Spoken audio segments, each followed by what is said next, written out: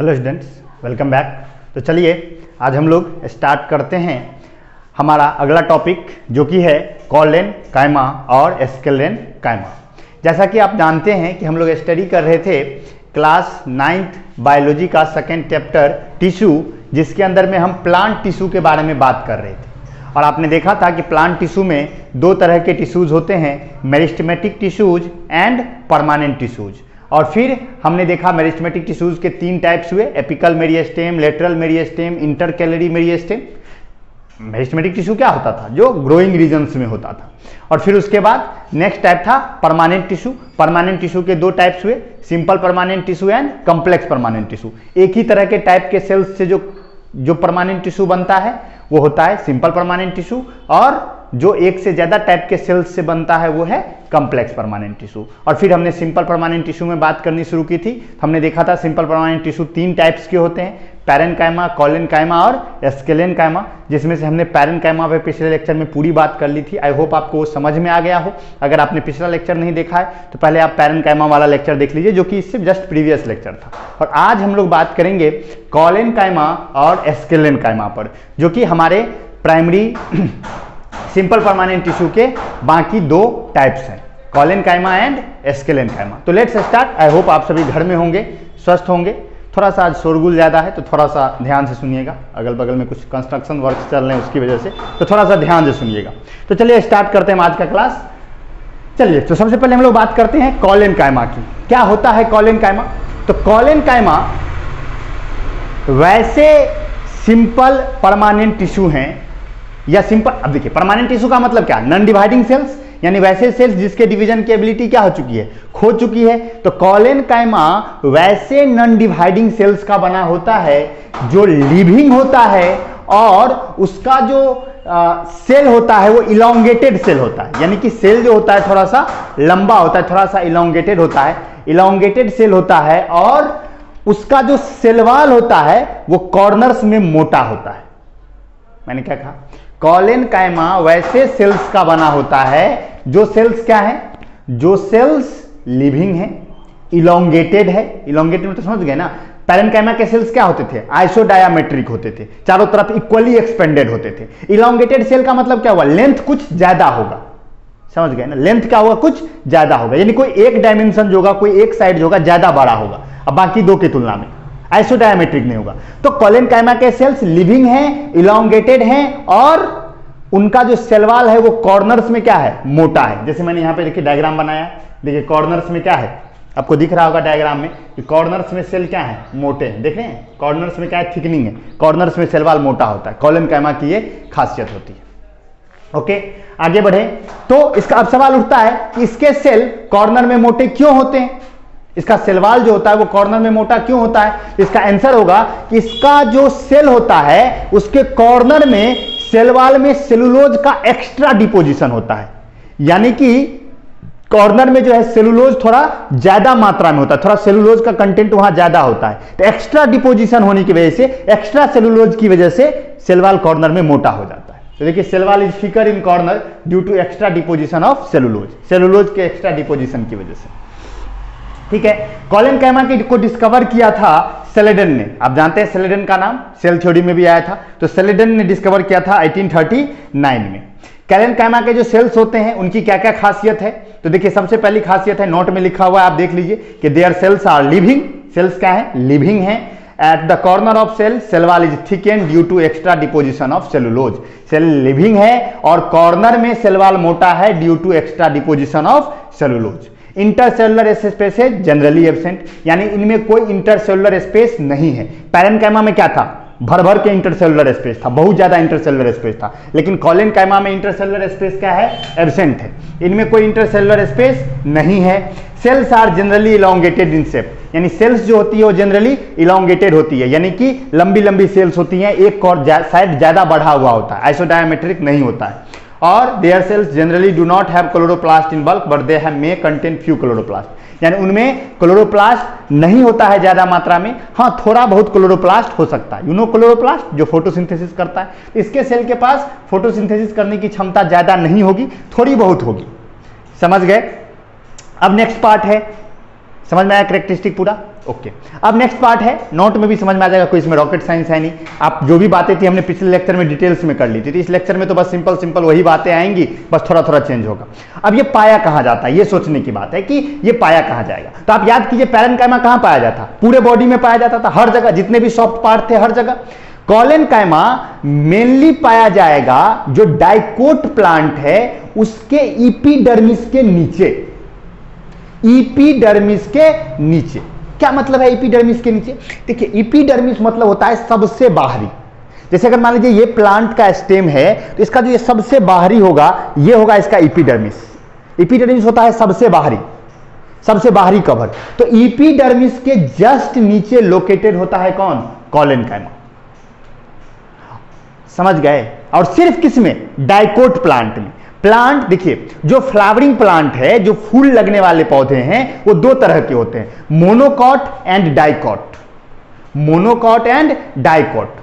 आप कहेंगे सर क्या होता है डाइकॉट और क्या होता है मोनोकॉट? अगर मैं सिंपल भाषा में समझाऊं, आपने चना देखा है, जब उसे तोड़ते हैं ना तो उसमें से दो निकलता है सेम सेम।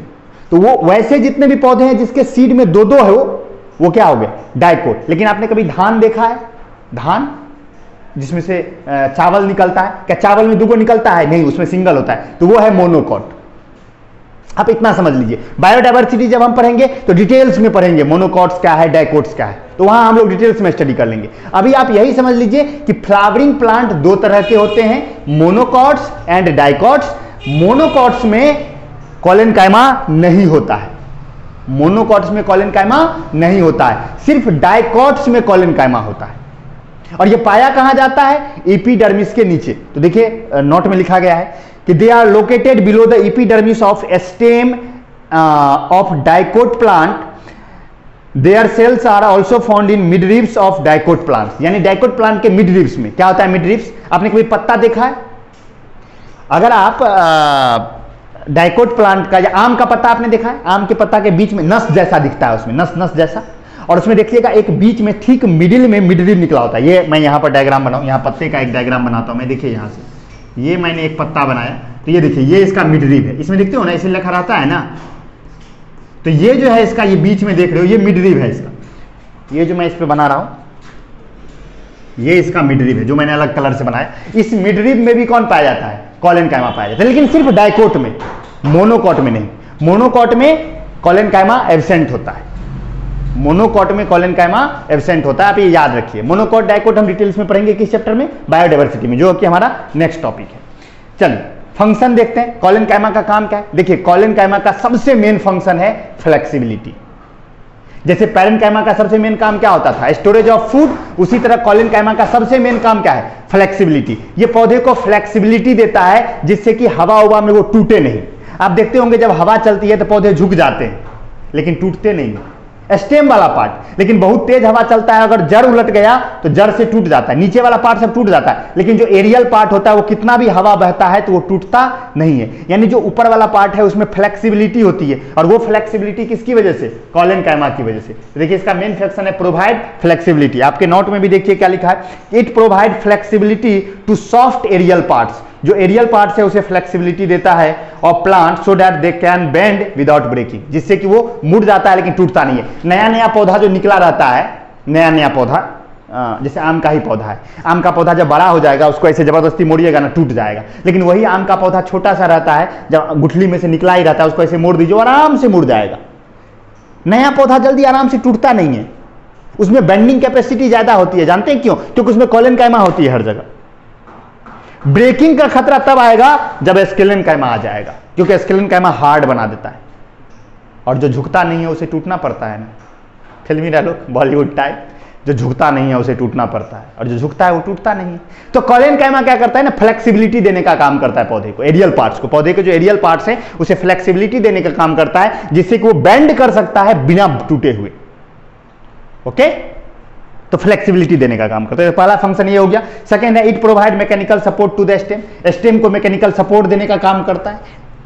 स्टेम में मैकेनिकल सपोर्ट देने का, मैकेनिकल सपोर्ट समझ गए, मजबूती देने का काम करता है। Next, in young plants collenchyma is primary supporting tissue. जो यंग प्लांट होते हैं, नए नए पौधे बड़े हो रहे होते हैं, मैंने अभी तुरंत बात की, आम का ही पौधा नया नया निकला तो बहुत फ्लेक्सिबिलिटी है। तो नए नए प्लांट जो यंग प्लांट्स होते हैं उनमें सपोर्ट के लिए मेनली क्या होता है? यही होता है यंग प्लांट्स में, ग्रोइंग स्टेम में या ग्रोइंग प्लांट में फ्लेक्सिबिलिटी देने का, या ग्रोइंग प्लांट में मैकेनिकल सपोर्ट देने का सबसे मेन काम कौन करता है? कॉलेनकाइमा ही करता है। ठीक, और कॉलेनकाइमा, वैसे कॉलेनकाइमा के सेल्स जिसके पास क्लोरोप्लास्ट होगा वो क्या करेंगे? वो फोटोसिंथेसिस कर सकते हैं, जिनके पास क्लोरोप्लास्ट होगा वो। तो नेक्स्ट फंक्शन है कि the collenchyma cells which contain chloroplast take part in photosynthesis, वो फोटोसिंथेसिस में पार्ट लेगा। आई होप आपको समझ में आ गया होगा कॉलेनकाइमा क्या है। कॉलेनकाइमा में याद क्या रखना है? तो लिविंग सेल्स का बना हुआ है, कॉर्नर में सेल वॉल थिकनिंग है। ठीक, क्यों थिकनिंग है? सेलुलोज के एक्स्ट्रा डिपोजिशन की वजह से। कहां पाया जाता है? सिर्फ डाइकोट में पाया जाता है, मोनोकोट में नहीं पाया जाता है। डाइकोट में कहां पाया जाता है? एपिडर्मिस के जस्ट नीचे और मिड लीव्स में, लीव्स में, मिड लीव्स में। इसका काम क्या है? फ्लेक्सिबिलिटी देना, जिससे कि पौधा बेंड कर सके बिना टूटे हुए।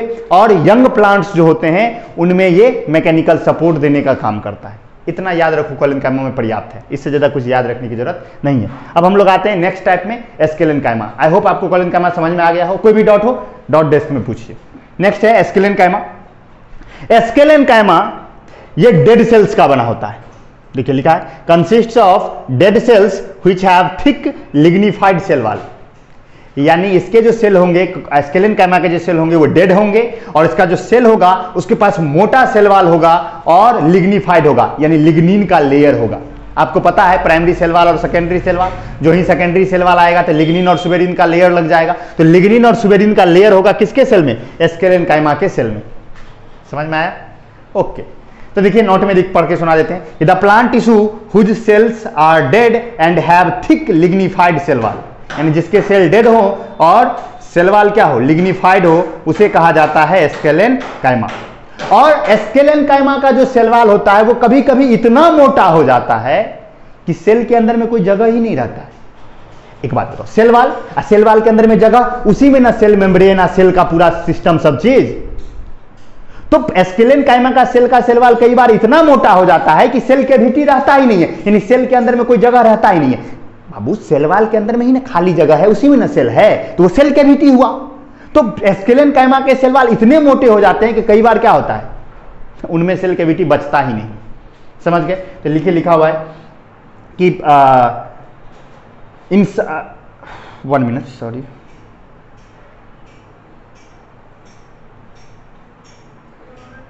The cell wall of एस्केलेनकाइमा is so thick that cell cavity is nearly absent in them। देखिए आपके नोट में लिखा हुआ है कि सेल वॉल इतना मोटा होता है कि सेल कैविटी नहीं के बराबर होता है, जनरली एब्सेंट ही हो जाता है, यानी नहीं के बराबर होता है। अब इसके सेल के कैरेक्टरिस्टिक्स देखते हैं, इसके सेल की क्या खासियत है। सेल से ही तो टिश्यू बनता है, जिसके सेल की खासियत। Next, their cells are long, narrow and usually tapering ends, यानी कि इसके सेल्स जो होते हैं जनरली लंबे होते हैं, पतले होते हैं, और इसका जो इंड होता है वो क्या होता है? टैपरिंग होता है। यानी अगर इसके सेल्स को आप देखोगे, इसका सेल्स कुछ ऐसा होगा, आप इसके सेल को देखोगे तो ऐसे इंड वाला होगा, ऐसे। देखिए ये सेल, देखिए यहां पर क्या है? कॉर्नर है, टैपरिंग इंड है ना, देखो नुकीला इंड है ना दोनों तरफ, नुकीला इंड को कहते हैं टैपरिंग इंड।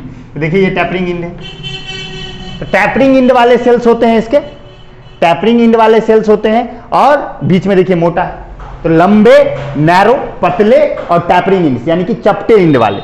समझ गए ना? ऐसा टाइप देखो, टैपरिंग इंड, लॉन्ग, नैरो। तो long, narrow and tapering ends वाले सेल्स होते हैं generally.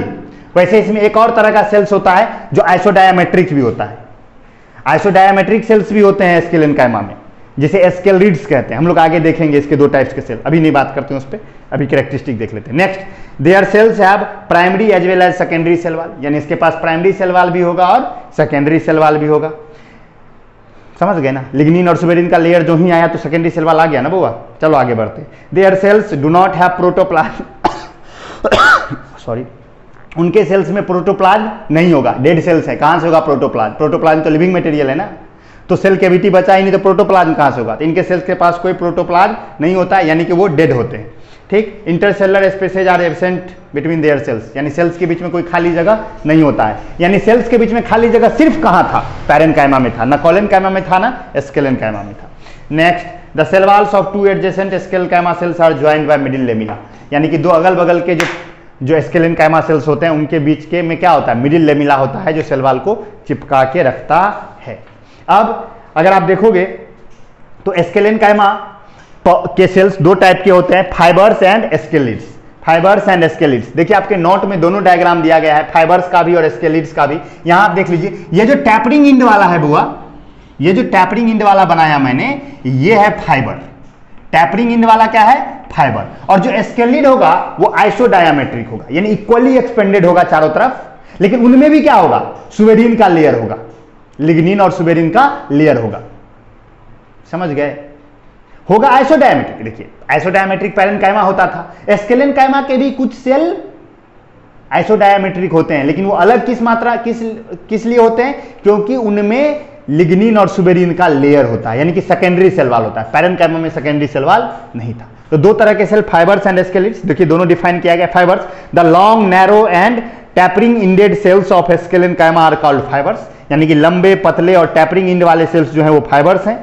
Fibres are found in and around vascular tissue and they are also located below the epidermis, यानी कि अगर आप फाइबर को ढूंढने जाओगे तो पौधा में कहां दिखेगा, तो वेस्कुलर टिश्यूज के अंदर या वेस्कुलर टिश्यूज के चारों तरफ। वेस्कुलर टिश्यूज क्या है, हम लोग पढ़ने वाले, जाइलम और फ्लोएम। तो जाइलम और फ्लोएम का जहां बंडल होगा उसके बीच में या उसके चारों तरफ क्या होंगे, फाइबर्स होंगे। और एपिडर्मिस के नीचे भी क्या होंगे, फाइबर्स होंगे। आपने एस्केलेन काइमा देखा होगा, आपने हम लोग की तरफ सोन होता है, सोन जानते होगे शायद आप लोग, सोन देखते होंगे। या नारियल देखे हो कभी, हाँ बिल्कुल। नारियल को कभी आपने नारियल के फल को ऐसे फाड़ा है तो उसमें देखिएगा नारियल का जो फल होता है बीच में गोल सा, उसके चारों तरफ फाइबर्स होते हैं, पतले पतले धागे जैसे, देखिए हो क्या, वो है फाइबर्स। और उसका जो वो अथी है जिसके अंदर में नारियल बंद होता है, वो समझ रहे हो ना, वो कवर जिसके अंदर में नारियल बंद होता है, वो सॉफ्ट वाला पार्ट, उसको हार्ड वाला पार्ट जो चारों तरफ होता है, वो एस्केलिड्स का बना होता है।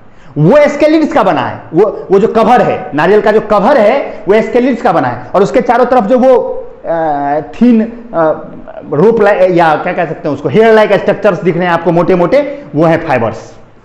आई होप आपको समझ में आ गया होगा। नारियल से उसे एडजॉइन कर लिए, नारियल के फल में, हाँ ओके।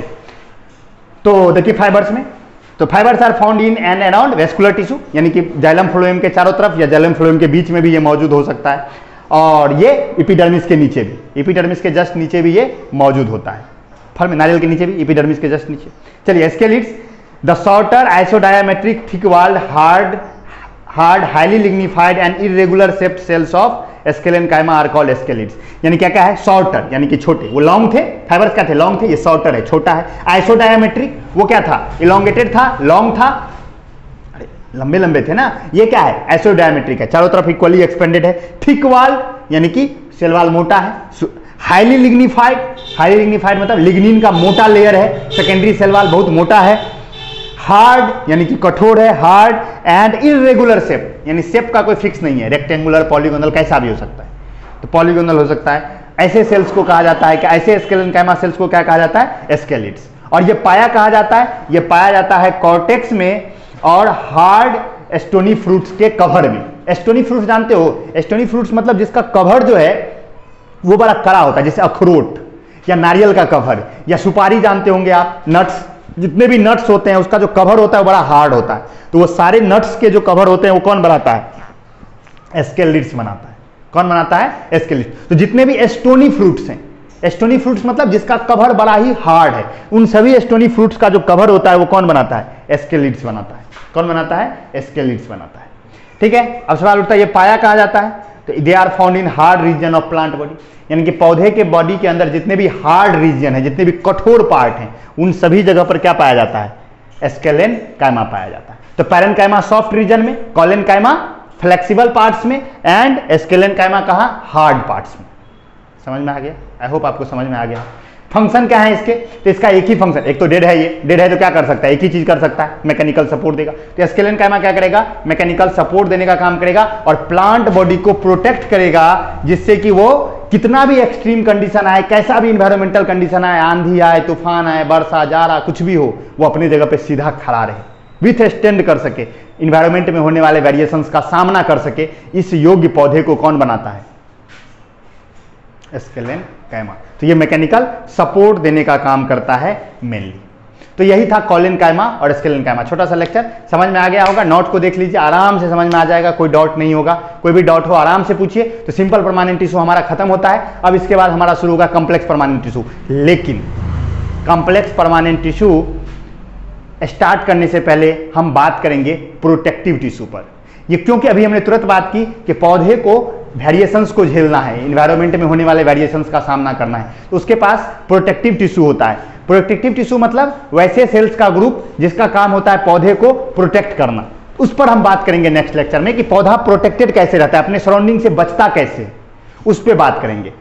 वहां पर पैरेन्काइमा, कॉलेनकाइमा, स्केलेनकाइमा पे बात हम नहीं करेंगे। हम बात करेंगे कि प्रोटेक्शन होता कैसे।